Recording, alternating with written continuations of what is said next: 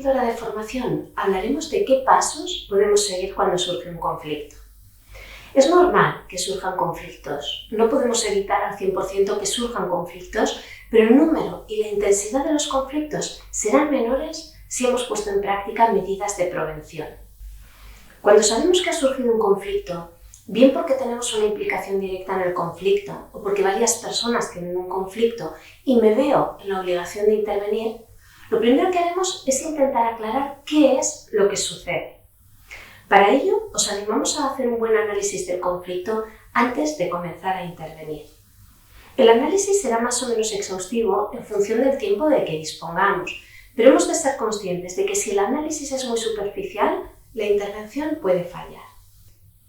En esta fase de análisis, nuestros objetivos serán buscar el origen o las causas que dan lugar al conflicto, analizar las causas, definir cuál es el problema e identificar objetivos para actuar, es decir, tener claro lo que queremos conseguir en esa situación. Existen diferentes modelos que nos permiten analizar conflictos. Por nuestra experiencia, nos gusta especialmente el modelo propuesto por Jean-Paul Lederach. ¿Quién es este señor?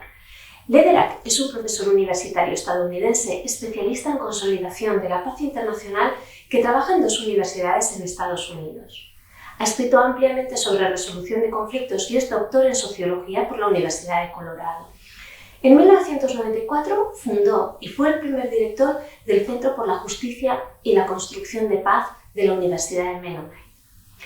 Lederach apuesta por una resolución pacífica de conflictos, es decir, resolver las diferencias sin usar la violencia.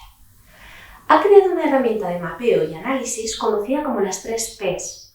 P de personas, P de problemas y P de procesos. El análisis de estas 3 P's debe llevar al entendimiento del conflicto que estamos analizando. En palabras del mismo Lederach, es necesario tener en cuenta varios aspectos para cada una de las P's. Los aspectos a analizar cuando nos fijamos en las personas son las emociones y los sentimientos, la necesidad humana de dar explicaciones, de justificarse, desahogarse, de ser respetados y mantener la dignidad, las percepciones del problema y la forma en que lo sucedido afecta a las personas implicadas. Para entender el proceso, prestaremos atención a la evolución que el conflicto ha seguido hasta ese momento. La necesidad de utilizar un proceso que parezca justo a todas las personas involucradas, la comunicación y el lenguaje con que se expresan y lo que hace falta para establecer un diálogo constructivo.